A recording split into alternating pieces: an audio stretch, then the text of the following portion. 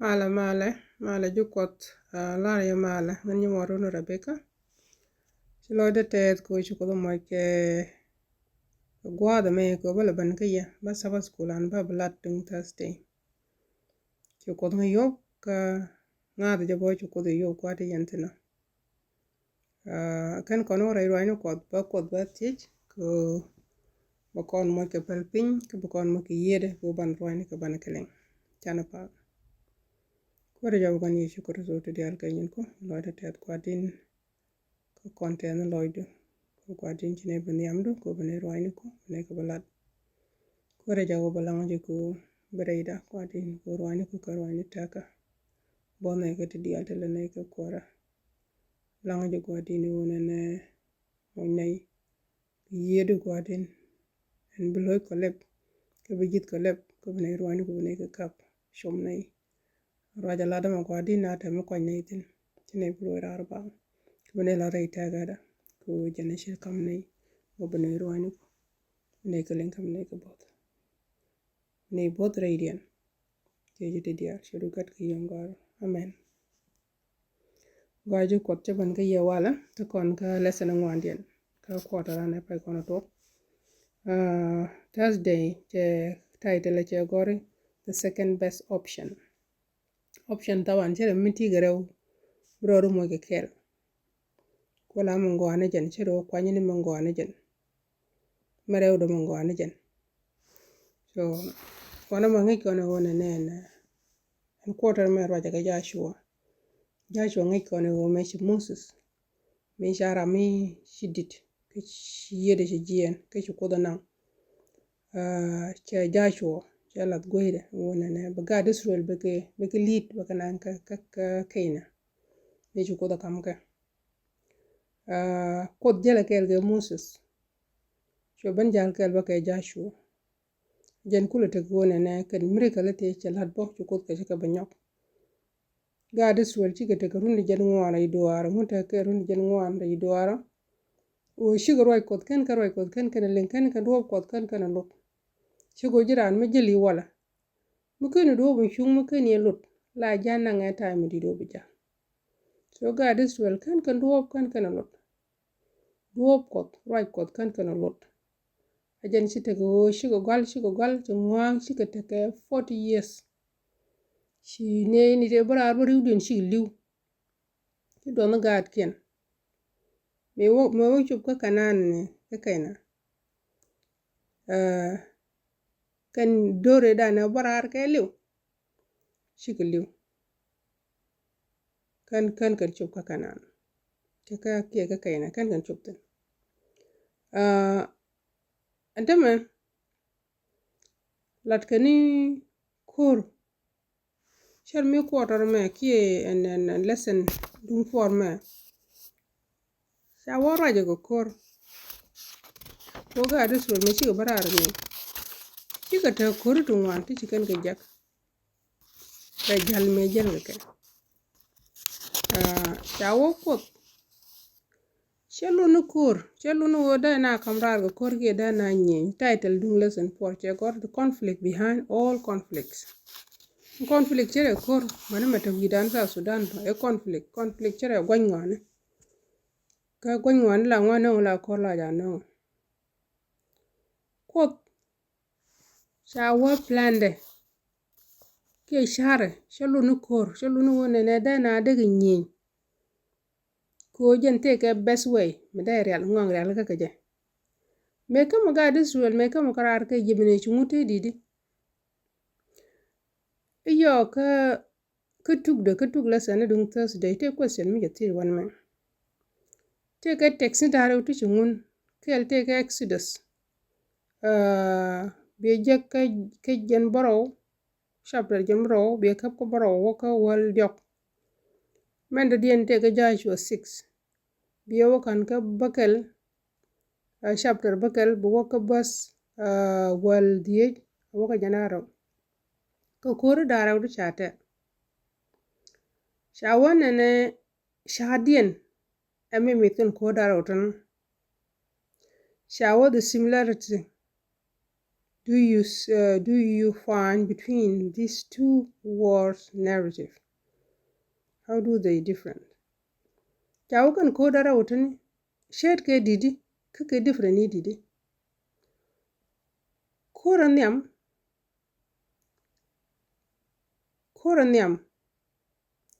akore ter Joshua kana ji ne di chala Amalek. Joshua me nyinya kaji Amalek ci Moses ca wonyal ca kodnyal kana Aaron karamu chala hor shiga kod ca Joshua jo ter kor Moses la tit kala ka kab nyal ca tit ka kam nyal Moses mi ca tit ka kam nyal la Joshua la Amalek la ka joja mi ci Joshua mi ca tit ka la piny mi ci Moses mi ca tit ka la piny ba Joshua ba joja so kod goro be tit Moses buka tan nyal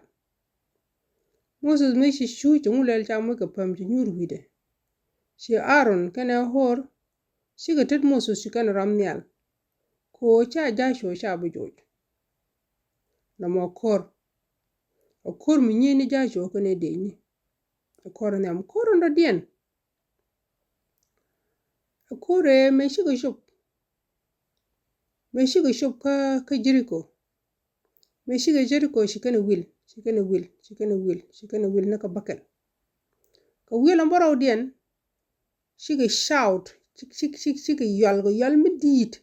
ki ji kang ji kana ko ka shu wall ki kal Jericho Japan shu ko do Japan kana ita tare dien cha ka destroy shi do na rehab karada an koro nga tere mo an kor Jericho tere ko kora Amalek me kana Joshua tere ken kod medan me kama ga Israel me kama rar ka jiji ga Israel ken kor ter ko da jan ter koro mani me chika non ka wilderness kod longo bo kor be ter jan chawo plan ko do nyam shi kor alo kon ban rodan in bo plan ko do jeno jen bo kor be ter jan ala ko but me chicken barar kan ga Israel chi gumbalen chi ga ban complain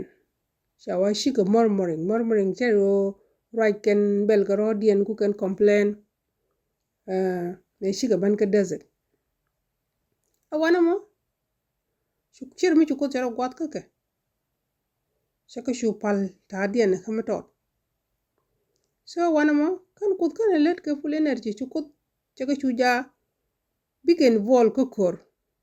ajen kul to kor kul nyin ke Joshua ke Amalek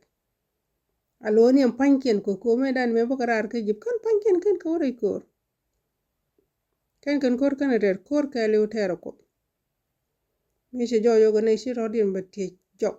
re ko chukut ke ja bike kor bukan ter chukut ka loud ke chukut ke ja bige kor bukan ga ter kodi ter kan kor bat kotbo nyodo rore te ga ker ko gor wona ne ko gor kudo bige kot bukan ngat ene men Joshua me nyenye ka bu Moses bete da kam nial ka bi Joshua bana joj chikan nga jo ko jele ka ker so ko goro nan but trust be gain but trust be kan ka ke ki ba ngat be kan ka je Israel bi kan nyoga ngat te ngat kan me bakara cha woni nge ganun ko kwikor wa ko do ngun after 40 years ke bad ma che 40 years te shikan ke te jel ke ajena ba ko be sharp kor be ka blat ko che goro wona ne ko konde nyi te goro de nyi on behalf of people kia ba koran be ter chen wala jene korun ba ja ter chwa nyi ba korun ba ter ajene shi kono banen ka Jericho me shi ga ban ka Jericho shi mutede ci jalaken shi wall Japan kia kal Jericho penyi di Japan ngu bani jeka lesson dum Thursday ngu bani jektin ka wan tu wan alo dan la jega la kana goro bukon ga nun bukon kan ka tedan ki bukon shoot bukon lat bi cha ko let kemi jek kot tele kor goro kot je boko kor che lat bon kot che la ro ne tele kor mu gore ko dwar mi she shule jin tele je lot la ken kot ti dial le de ka tede di yen ku go nyen kor dial tene tele problem mo moy ke helu ko kor bina nyi dar nak la kila na walun ko bina nyur ba raj balad kot tele madale chung ko na ga dongna da ka pan chi ko nen gon tungwan te ka amis te gwa che go gorton ko me Monday ke Tuesday che me Monday me chi ja ko che ban captain nun ko che ban mo ja shi wonen ja shi jo tigene kel ki tige our enemy che wonen ta ke de ni ko te ge de ni ke ti chi shuk ti che yalaka te bu kor bu kan ngater che de ni kon che de ni ran che ko gor God is ready ko they ready wonen be ji defen yen gaad ke but sometimes lo kon do lat ka tedan tele jelot comparing our energy ki our strength kiyen bom dan kana bom ko bom dan tele jelot lo do kon menen kona enen kona ci ko to wang da lep aji kon genen gede ni ko amu bu kon la tano ci kon da ter ko ci kon da long kon ko da jen bu kor ajen bi long lo do ko goro bu kon ngat bu kon kam trust dan ke lew ba teke je ci bete ko kon ci bete panni kon ko wota panni kon bete ko ba kon pot but ko mi wo ko rano tere jen cha kon bu pot so do ne ngadan bana jala kon kot ray kati dial whether personal kor ran bula nyen ko rode kie e koran tiaka ji kie ni koran di bon jala kor wote kor to man de conflict to man la to de conflict la jinde de conflict ka fama de conflict re we du kere community dial kan to ko na ngaje wona ne kon mu ngat kon kot tele conflict bare ni bolton bana kap ka tada bana je kam ko te de ni ka te ke sharp kore bu kor be tere jen bana je tim ko jeriko me ga restaurant me ci ga jar do jeriko ya pan bana je tim ba me kama ga restaurant ka jip ce plex miracle to man je kalat egyptian ni nak ci ko dwal ka ja gar ka kamrar warani jogo bo ngore te ken kono wala ngoro bu nogoje en woni ne bu kono trust en woni ne de control ke le bekan ko bu kon kamrar ray kori kon ki ray kwancha kon ka ba enemy ni bu kon bok kanyam ko goidan be kedaka ka ba nyi ka jitera ka bu kon protect chana ko dan chana jangat chana jakan ngamrong mo telon bana la da kon anti dial bana ka kame ba pega nona ko do pot kon ba kon shul ko re jaw kon ye shukor so lana ci talloy ke riede ci kam na bible du godin en wona ne chie plan du wona ne bina nyen ke bu kor ba tit ke bu conflict ba tin ko kor longa ke teria wadin ashak goida ke tel ngada wadila na ira in wol ko korito ndede ke jikel bine kama ko bine la nyam no wadin kora bieter ko jen la gwaro ke jin kod mi cha pot sele me pod wadin ne protect te dialde dane ha wani langi jiko le buangan ko kene nen mune ngamrong ko mune ti dial ne ka kam long de be go de be ti sijidi dial shudu gat ki yongoro amen